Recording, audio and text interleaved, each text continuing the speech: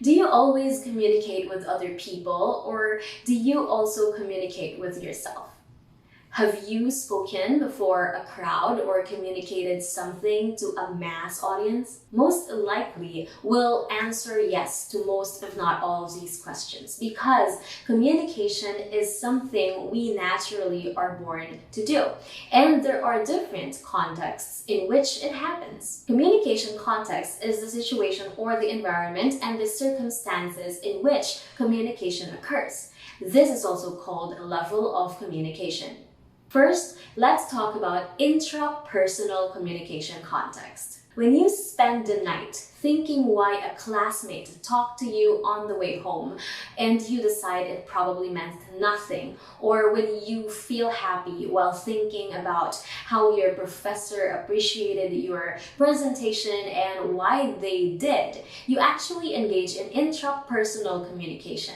Intrapersonal communication refers to communication that centers on one person, where the speaker acts both as the sender and receiver of message. Your thoughts and feelings make up the message, your brain is the channel, and there is also feedback in the sense that you discard certain ideas or feelings, replace some of them, and accept some of them. Let's watch this video for example. Have you decided which course you will take? What made you decide on this?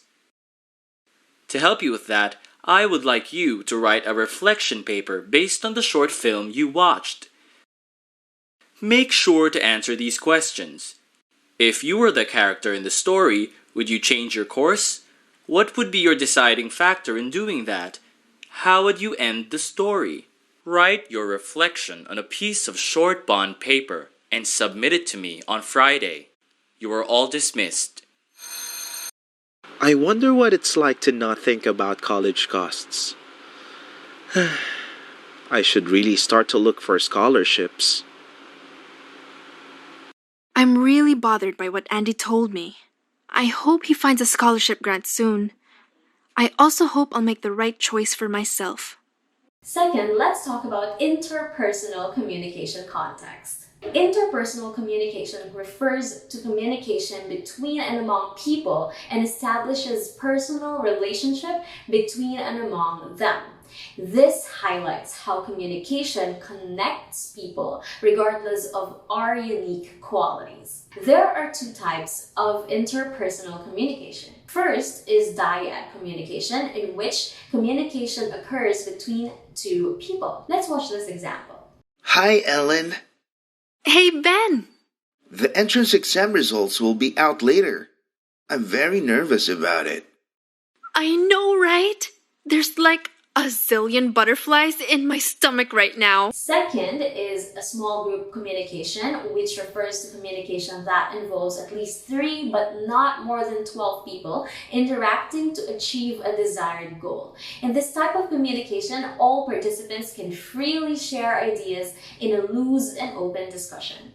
Following is an example. Good morning, everyone. Good morning, Mr. Perez. I called for this meeting to organize a donation drive for the earthquake victims. I want to hear your ideas about it. Sir, the student council suggests that we give a list of things to donate, like toiletries and other hygiene products, canned goods, rice, medicines, old clothes, and blankets. We will also post the total number of collected donations online so that everyone will see what else is needed to be donated. That's a good idea. Many senior high students have already volunteered in repacking. They are also currently preparing their donations.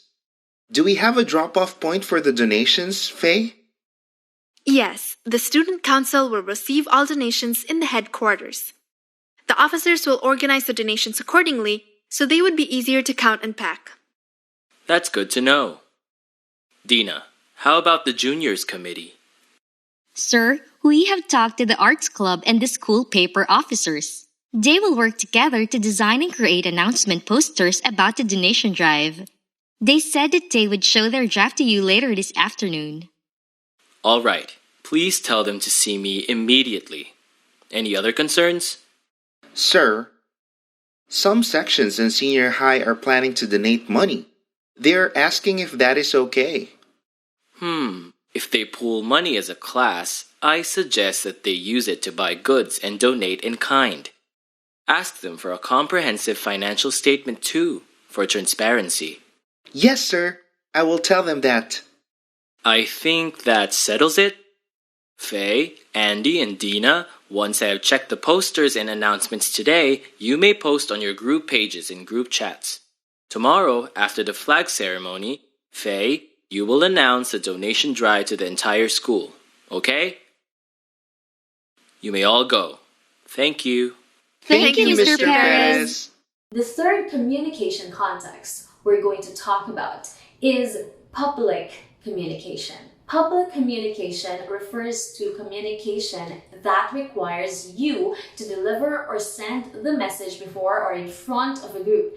Most of the time, the message can be driven by informational and persuasive purposes. Here is an excerpt of an informative speech. When you search the web for global warming, you will get 407 million results. This means that the subject has indeed gained a lot of attention.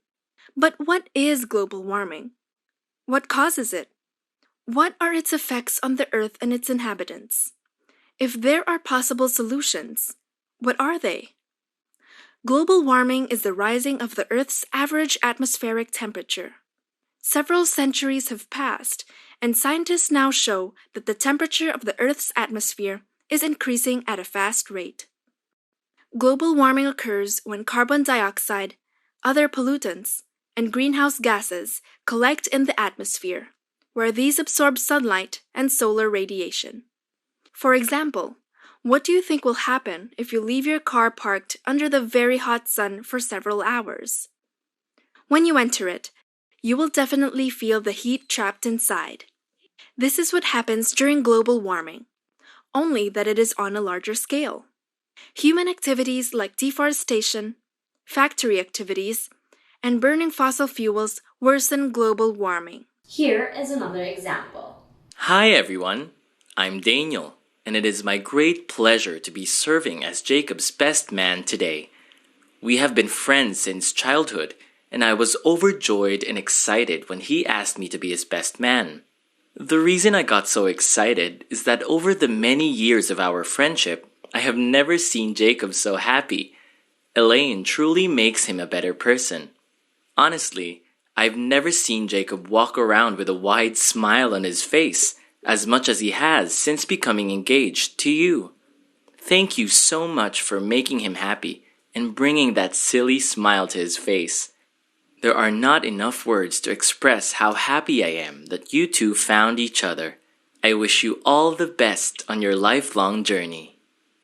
The last type of speech context we'll discuss is mass communication. Mass communication refers to communication that takes place through television, radio, newspapers, magazines, books, billboards, internet, and other types of mass media. Let's have a look at this example. Hello, I'm Fazila for Kids STEM News Network. How does smoke and human-caused pollution in Earth's atmosphere affect clouds and rainfall? A new NASA study answers this question. Scientists studied it with 2 satellites. CloudSat uses a radar to measure cloud location and heights worldwide, and Calypso uses an instrument called a LiDAR to measure smoke, dust, pollution, and other microscopic particles in the air. These particles are called aerosols. I'm Fazila with more STEM news you can use.